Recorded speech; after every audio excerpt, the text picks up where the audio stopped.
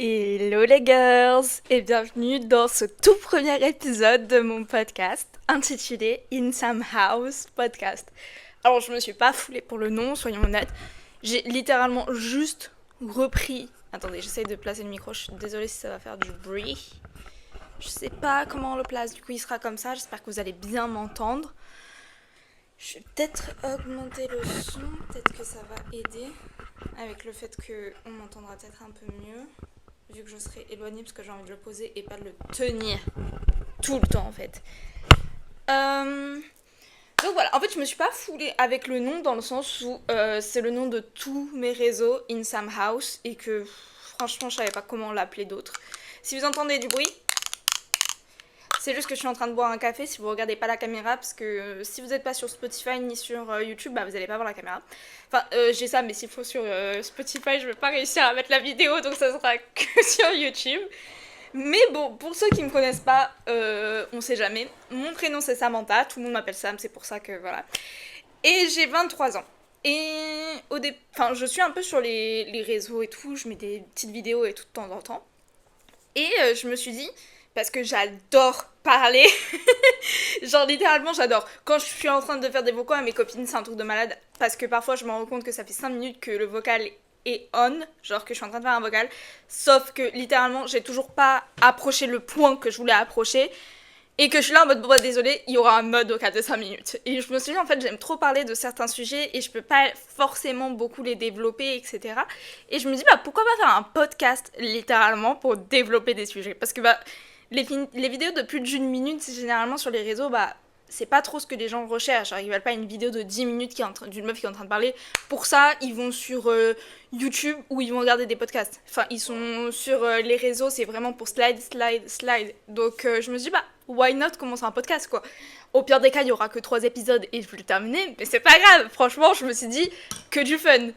Donc, voilà. Alors, le premier épisode, si vous n'avez pas capté le titre, ça sera sur le body positive.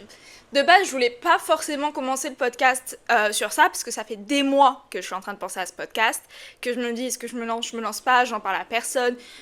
Ça fait des mois que j'y pense et tout, à ce podcast. Et bref, je voulais pas forcément commencer avec ça, mais vu que l'été approche, j'ai fait beaucoup de contenu, de petites vidéos et tout sur le body positive. Et je poste sur les différentes plateformes mes vidéos. Et évidemment, il y a des petits haters qui vont débarquer, mais moi je m'en fiche. Personnellement, je suis arrivée à un stage où j'assume mon corps, j'assume le fait que j'ai pas forcément un ventre très plat, que j'ai un double menton, que j'ai les cuisses qui se touchent, et j'en ai rien à faire parce que moi je trouve ça magnifique. Et avec ce que je vais vous dire, je vais vous faire un peu comprendre le pourquoi du comment on devrait pas se mettre dans la tête summer body égale ventre plat, blablabla. Bref, de toute façon, je vais tout expliquer. Mais bref, du coup, j'ai eu beaucoup de petits haters qui étaient là en mode mais le body positive c'est pas ça, tu fais l'apologie de l'obésité morbide et tout ça. Et j'étais là en mode mais je fais aucune apologie, que ce soit des deux extrêmes, que ce soit de l'obésité morbide ou bien, désolée si vous entendez le bruit de l'extérieur, je vais faire en sorte que vous l'entendiez pas, mais bon, que ce soit de l'obésité morbide ou de l'anorexie, je fais aucune apologie. Littéralement, mes réseaux sociaux et mes vidéos, c'est genre aimez-vous tel que vous êtes. Genre littéralement. Et du coup, je me suis dit, vas-y, j'en ai un peu marre d'avoir ce genre de commentaires qui pop-up encore et encore et encore. Je me dis, bah, tu sais quoi, mon premier podcast, je vais le faire sur ça. Et comme ça, quand j'aurai des haters qui vont encore venir me faire leur morale à 2 balles, je vais prendre le lien de mon podcast et je vais leur envoyer en mode, vas-y, c'est bon, je vais pas me répéter 20 fois. Personnellement, quand c'est trop haineux et que je sais que ça peut heurter certaines personnes, je supprime les commentaires. Sinon, je me dis, bah tant mieux, ça me fait l'algorithme. Écoutez, hein, on est là pour ça. Je me dis tant mieux pour l'algorithme, donc qui reste comme ça. Mais bref, du coup, j'ai fait des petites recherches pour savoir d'où vient le body positive. Parce que c'est vrai qu'on en entend parler énormément ces dernières années sur les réseaux sociaux. Mais enfin, je me dis, depuis quand c'est là, quoi. J'ai pas réellement... ah si, j'ai trouvé. Oh non, j'allais dire, j'ai pas trouvé l'année. Bien sûr que si, ma girl, regarde tes notes, en fait. Mais du coup, en gros, le body positive est un mouvement social en faveur de l'acceptation et de l'appréciation de tous les types de corps humains, Ce mouvement consiste à créer un espace inclusif en portant des images de tous les types de femmes et de morphologie, afin de pouvoir promouvoir des relations plus apaisées avec leur corps. Il encourage la diversité de l'estime de soi en soutenant que la beauté est une construction sociale qui dépend des cultures et défie les stéréotypes et définitions normatives partagées par les médias, tout en privilégiant l'acceptation inconditionnelle de soi. Et du coup, ce mouvement a été créé par Connie Je suis désolée, ma girl. Je sais pas si t'es encore en vie, mais je suis désolée, je vais écorcher ton nom de famille. Connie Sobczak. Je sais pas comment on le prononce, je suis désolée, ma star. Et Elizabeth Scott, c'est 3-4, c'est les pionnières du mouvement en 1996, donc vous imaginez que c'est super tard, enfin, c'est genre il y a pas longtemps. Et pour ceux qui sont en caméra, il y a mon petit chat qui vient d'arriver. Coucou mon cœur, coucou. Bref, et pardon. Mais du coup, c'est super tard d'avoir commencé un mouvement qui inclut tous les types de femmes et de corps, peu importe leur morphologie et leur imperfection, etc. Et le fait qu'on ne rentre pas dans certains standards sociaux, 1996, c'est quand même super tard. Donc, et ça a été créé aux États-Unis avec The Body Positive Organization, qu'elles ont créé à la suite de la mort de la sœur de Connie, qui avait développé des troubles alimentaires durant son adolescence à cause de son physique qui ne rentrait pas dans les cases. Du coup, elles ont décidé de créer une organisation qui bref, qui fait en mode girls, voilà. C'est tellement mal expliqué. Bref, j'espère que vous avez compris ce que je voulais dire. Et en faisant ce podcast, je me suis dit, mais je vais écouter ce que les gens disent, enfin genre les autres podcasts... parce qu'en fait, je voulais pas que le nom de l'épisode ait le même nom qu'un autre podcast qui existe, parce que je me dis c'est totalement stupide. Et du coup, genre, j'ai fait des petites recherches en mode le body positive sur Spotify, parce que j'ai pas Deezer, j'ai pas Apple Podcast, etc. Donc vraiment, j'ai regardé sur Spotify. Et c'est un truc de fou, c'est ce que j'ai découvert, c'est que je trouve ça fou qu'en fait, en dehors de TikTok et tout ça, en gros des vidéos de littéralement max 1 minute, tu n'as pas de format très très long. Après peut-être que c'est moi qui ai mal cherché, mais vraiment j'ai cherché slide sur Spotify. Ensuite je suis allée regarder sur Google et tout. Après je sais plus si j'ai marqué body positive ou body positivity, donc je sais pas si c'était mal cherché ou j'en sais rien, mais c'était un truc de fou le nombre d'épisodes de podcasts ou de noms de podcasts qui sont faits contre ça, en mode c'est de l'apologie de l'obésité, en mode je sais pas, en mode j'ai trouvé énormément de podcasts sur le fait que le body positive c'est dangereux, qu'il faut pas y succomber. Mais à quel moment un truc qui est là pour te dire que tu es belle, peu importe à quoi tu ressembles, peu importe le chiffre sur la balance, tu es belle et tu as de la valeur, c'est dangereux. Et que en gros il faut un rééquilibrage alimentaire. Et déjà le nombre d'hommes qui osent parler sur le corps des femmes, ça déjà c'est un sujet à part et un épisode entier à faire. C'est un truc de malade. Je me dis mais c'est pas ton corps. Tu sais même pas comment marche le corps d'une femme et tu oses parler dessus. Ça c'est le culot quoi. Mais aussi le fait qu'il y ait des femmes.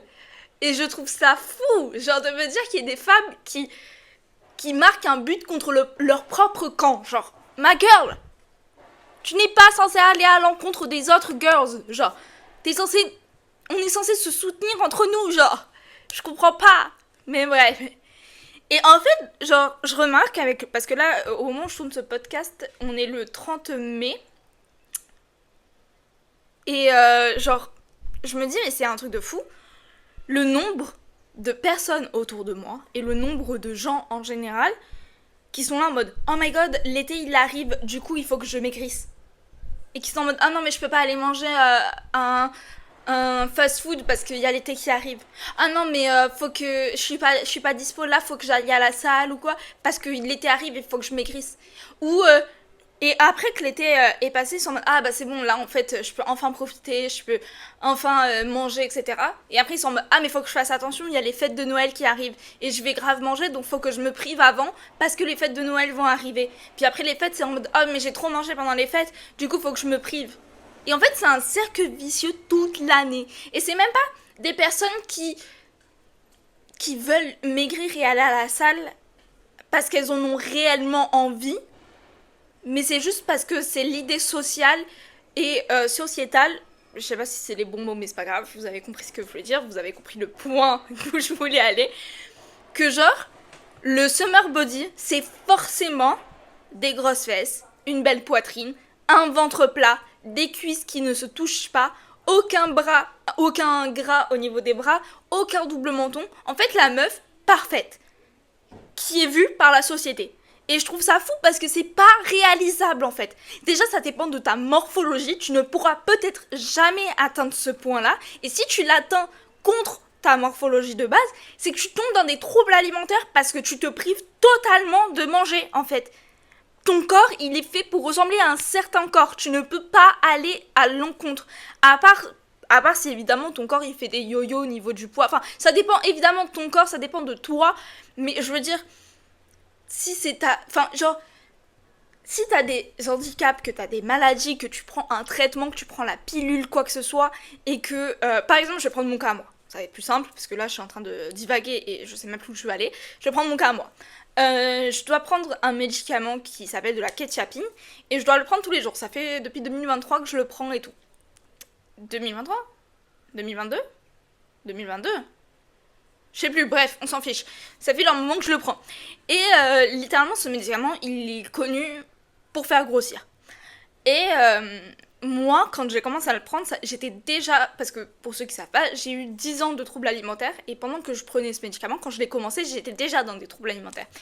Et du coup, quand j'ai vu que ça faisait grossir, oh là là là là. Mais mon cerveau, il a explosax. Là, j'étais pas bien, les gars. J'étais mal. Et moi, je me suis dit, non. Tout le monde dit que ce médicament fait grossir, moi je vais prouver que je peux maigrir. Et j'ai perdu énormément de kilos. Mais pourquoi? Bah parce que je me privais de manger, que je faisais des choses qu'il fallait pas faire, que je faisais 4 heures de sport par jour. 4 fois 7, je sais pas combien ça fait, mais ça fait beaucoup. Oh my god, j'ai l'air d'une personne... Bref, c'est pas grave, on va passer ce moment-là, hyper gênant. Mais bref, c'était un truc de malade. Et quand je suis allée chez mon médecin, parce que je devais souvent faire des check-ups, parce que mes médecins étaient au courant que j'avais des troubles alimentaires, donc ils me faisaient des check-ups tous les mois. Et il me disait, mais ma girl... Enfin, il ne m'a pas dit ma girl, évidemment, parce que c'est trop bizarre que mon médecin me dise « Hey, ma girl !» Ça serait trop bizarre. Anyway, ça serait cringe aussi. Mais bref, je vais le dire comment moi je l'ai ressenti. Il m'a dit « Mais ma girl, enfin c'est pas normal que je maigrisse, genre... ma star mange. » Il m'a pas dit ça comme ça serait horrible. Mais il m'a dit comment ça se fait, enfin t'as perdu du poids, c'est bizarre parce que bah t'es pas censé perdre autant de poids avec un médicament qui te fait prendre du poids naturellement. Et il m'a, en gros, bref, j'avais des déficients de partout, déficits plutôt non, de partout, parce que bah je mangeais pas. Mais bref, les troubles alimentaires, ce sera un autre sujet, un autre épisode, parce que là je divague vers un épisode qui n'a rien à voir avec ce que je dis. Mais bref, ce que je voulais dire c'est que pour rentrer dans la case qui était le summer body idéal, le summer body que tout le monde doit avoir, donc un ventre plat, des cuisses qui se... blablabla, bah je vais pas me répéter 20 fois, bah genre j'étais là en mode bah je dois aller à l'encontre que du médicament, sauf que ce médicament il est là pour ma santé mentale, et enfin je peux pas aller à l'encontre, et en plus le fait de le prendre avec un ventre vide, bah ça faisait... Enfin, les effets étaient pas là, enfin bref, du coup, ça aidait pas du tout ma santé mentale non plus. Enfin, il y a plein de facteurs qui font que... Et c'est comme par exemple les femmes enceintes. Ça, c'est un truc qui me tue et que vraiment, ça peut me rendre folle. Sachant que je travaille dans la vente, donc avec des gens, et je les entends parler, je les vois beaucoup trop de fois par jour, par heure, par semaine. C'est beaucoup trop. Pour moi, c'est beaucoup trop. À un moment donné, je pense qu'il faut que j'arrête le contact humain. Parce qu'il y a des gens qui me rendent fou. Genre, par exemple, quand t'as une femme enceinte et que t'as des gens qui vont leur demander « Ah, mais vous avez pris combien de kilos pendant la grossesse ? ah mais il faudra faire attention parce que après ça va être compliqué de les perdre. Comment vous savez moi comment j'ai fait à les perdre et tout. Mais on s'en fiche. La dame est en train de créer la vie. La dame est en train de créer un être humain dans son ventre. Si elle a envie de manger, tu la laisses manger. Il n'y a pas à la regarder. Il y a une dame enceinte, elle vient me prendre, parce que je travaille dans une boulangerie, des pains au chocolat, etc. Et t'as une dame à côté qui est pas forcément âgée, mais qui est beaucoup plus âgée que moi. Genre, elle devait avoir quoi, 50 ans, et la dame enceinte, 30 ans. Ouais, 30 ans, et la dame âgée, enfin, âgée, elle est pas âgée, elle a 50 ans. Mais elle était là en mode ah mais attention hein, parce que moi je sais que pendant la grossesse j'ai pris beaucoup de poids et c'était compliqué de les perdre. Hein. Mais on s'en fiche. Genre attendez, il y a mon chat qui passe devant la caméra. Coucou bébé. Allez, file. Et sa grosse tête sur la caméra là. En plus elle mange mes plantes, mais file. Allez zou.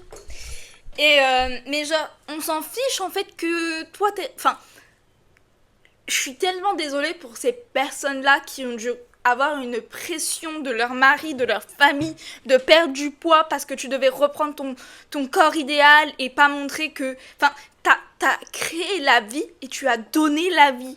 Enfin, je trouve ça énorme et il n'y a pas tout le monde qui peut faire ça malheureusement. Malheureusement, je parle du fait de certaines femmes qui ont certaines conditions qui font qu'elles ne peuvent pas donner la vie. Ou, par exemple, Burke, les hommes, vous pouvez pas donner la vie, donc pourquoi vous êtes là à dire ouais mais tu dois perdre du poids, oh mais attention, oh mais si, oh mais ça, enfin, ou alors qu'ils sont là en mode ah mais ma femme elle vieillit, faut pas que ça se voit qu'elle vieillisse. Je comprends pas, genre littéralement je comprends pas, genre que déjà même par exemple Hollywood et tout ça, avant ils faisaient en mode, il y avait des actrices qui ont parlé et du fait que à partir d'un certain âge, t'avais une date entre guillemets de péremption. Vraiment, entre guillemets, je dis ça parce que j'adhère pas du tout à ce terme-là, mais c'est littéralement le terme que certaines personnes utilisent. En mode, bah, quand t'arrives à un certain âge, bah, tu peux plus tourner de films ou tu peux plus apparaître sur certaines publicités parce que t'es plus attrayante. Mais en fait, la femme, et ça sera un autre sujet aussi parce que là, je divague un peu trop, la femme, elle est tellement utilisée comme un produit marketing qu'il faut qu'elle ressemble aux stéréotypes de beauté actuels. Sauf que moi, là, ce que je vais vous parler, parce que ça fait 17 minutes que je parle, mais j'arrive toujours pas à aller au point A, au point B, au point C, parce que je passe toujours par Marseille, mais c'est pas grave, c'est que littéralement, parce que là, on parlait du fait que l'été arrive, et genre, à chaque fois que l'été arrive, je sais pas, j'espère que c'est pas que ma TL, parce que je comprends pas, parce que je consomme que des body positives en ce moment, ça fait 2 ans que j'ai guéri de mes troubles alimentaires, donc il y a du body positive à gogo sur le fait d'accepter son corps, etc., etc. Mais pourtant, à chaque fois que l'été arrive, que ce soit partout, hein, même dans les pubs, dans les trucs, dans les ci, dans les ça, il y a 36 milliards de pubs sur les réseaux sociaux, dans la télé, etc., sur des régimes ou des applications qui comptent vos calories. Et je trouve ça tellement... Mais... Enfin... je trouve que c'est dangereux. Sachant que je connais cet aspect des réseaux sociaux et du monde des troubles alimentaires, je trouve que c'est hyper dangereux de vendre ça. Mais après, en faisant plus de recherches, j'ai compris qu'en fait, la haine du corps, c'est littéralement une des entreprises et des industries les plus lucratives à l'heure actuelle. Parce que littéralement, en 2023, donc c'était il y a 2 ans, hein, le marché de la minceur, donc tout ce qui est régime, complément alimentaire, coaching, ça pesait plus de 250 milliards de dollars dans le monde. Est-ce que vous vous rendez compte? 250 milliards, je ne sais même pas à quoi ça ressemble sur un compte en banque. C'est bon pour vous? Donc en fait, c'est intéressant, je pense, de rappeler que le fait que les marques, elles font en sorte que tu détestes ton corps, ça les fait vendre. Genre par exemple, elles disent, vous savez les marques qui sont en mode... mais body positive, vous avez le droit d'avoir de la cellulite, mais si vous voulez l'enlever, voici ce produit. Bah non, en fait, là tu fais littéralement comprendre que ma cellulite c'est un problème et là tu me vends une autre solution. Alors que la cellulite c'est littéralement un truc totalement normal et humain. Enfin, je sais que moi ma cellulite elle me dérange pas, elle m'a jamais dérangée. Et je sais que j'espère vraiment pas, Seigneur, s'il te plaît, protège-moi de ça. Mais que si un jour t'as quelqu'un qui me fait toujours des réflexions, que je vois tout le temps partout, tout le monde qui me fait des réflexions sur ma cellulite, peut-être qu'un jour je vais avoir des complexes dessus. Sauf que j'en ai pas parce que personne m'a jamais rien dit. Donc, c'est toujours les mêmes choses.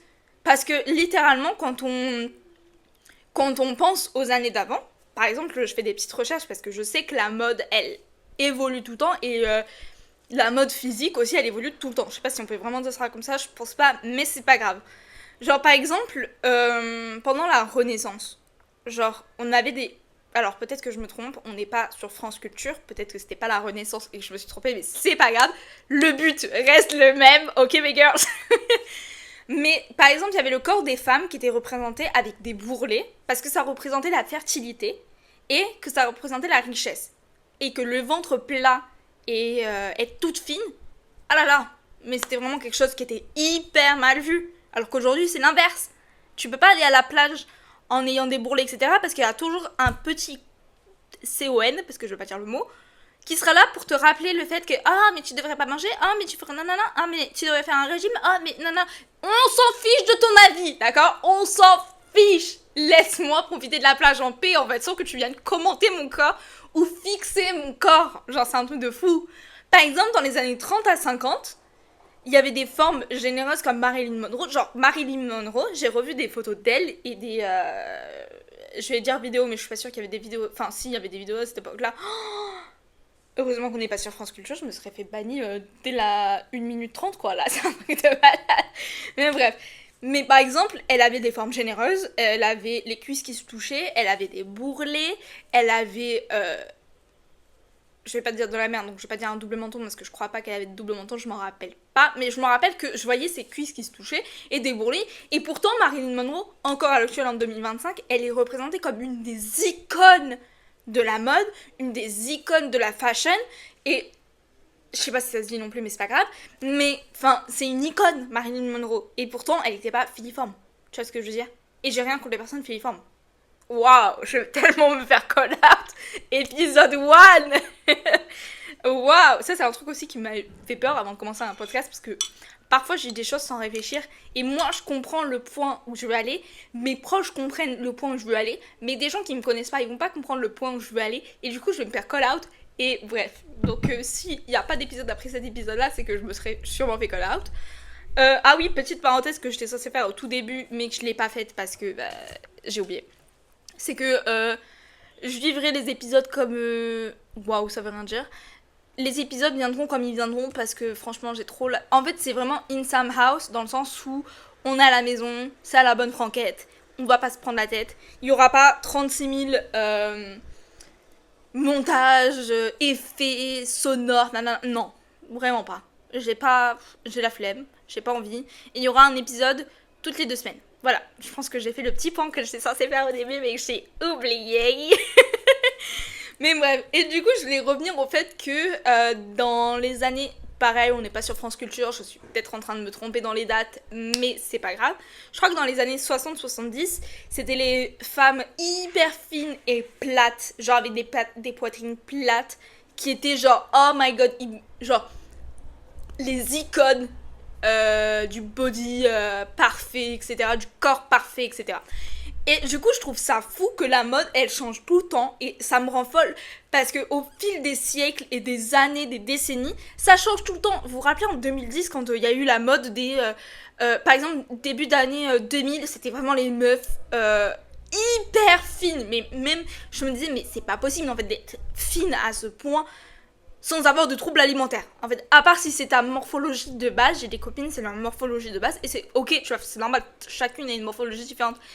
Mais il y a des meufs, tu les... Enfin, genre, t'avais des photos avant, après, ou... Enfin, années 2000 et quelques années après, et tu captes qu'en fait, c'était pas leur morphologie de base.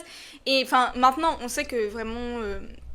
Bref, je m'étale. Waouh, je vais super loin. Mais bref, dans les années 2010, c'était les BBL qui étaient à la mode. Alors que maintenant, justement, tout le monde se le fait enlever, les BBL. Genre, tout le monde s'enlève les lip fillers, genre les injections dans les lèvres et tout. Tout le monde commence à se les enlever, alors qu'en 2015, c'était la mode de fou. Et en fait, tu te rends compte qu'en fait, ça devient ridicule. Tu ne peux plus suivre les tendances, tu ne peux plus suivre la mode, tu ne peux plus rentrer dans des cases. Et en plus, ce que je trouve ça génial, c'est que maintenant, avec les réseaux, etc., avec Insta, TikTok, etc., je vois de plus en plus de meufs qui sont en train de dire on en a marre, en fait. On en a marre, c'est un grand ras-le-bol général, on ne veut plus se rentrer dans des cases, devoir rentrer dans les cases de la société, parce que un homme random a dit qu'il fallait le faire. Genre, non, en fait, si quelqu'un veut faire quelque chose à son corps, qu'il le fasse. Mais tu vas pas me forcer, moi, à devoir le faire et après me faire harceler parce que je ressens pas aux standards de beauté. Genre, pourquoi les standards de beauté devraient ressembler à un seul type de corps? Genre, je trouve ça dingue. Il y a tellement de corps et de morphologies différentes. Pourquoi tu veux que moi, je ressemble à une morphologie différente de la mienne que je ne pourrais pas atteindre de moi-même toute seule sans me rendre malade, en fait? C'est ça que je comprends pas. Genre, par exemple, je trouve que ça s'est vachement... Enfin, moi, j'ai vu ça, en tout cas, que ça s'est développé, ce ras-le-bol général, quand, par exemple, t'as les meufs... quand les cheveux roux, ça a commencé à être « Oh my god, c'est trop tendance, c'est trop beau, les taches de rousseur », et que tout le monde se fabriquait des taches de rousseur, genre... mais en mode DIY, des taches de rousseur, que littéralement maintenant il y a des marques de make-up qui ont créé des trucs pour se faire des taches de rousseur et l'inclure dans ta routine maquillage. Genre, je trouve ça fou parce que avant, ces meufs là qui étaient rousses avec des taches de rousseur, ou juste des meufs avec des taches de rousseur, ou juste des meufs toutes rousses, bah elles se faisaient harceler de malades. Et genre, j'ai vu des meufs qui sont rousses naturellement, qui ont des taches de rousseur naturellement, qui étaient là en mode mais au collège, je me faisais harceler, je me suis fait harceler tout le collège, lycée, parce que j'avais ce type de caractéristiques et que maintenant, tout le monde le fait. Et là, en fait, tu te rends compte que c'est n'importe quoi.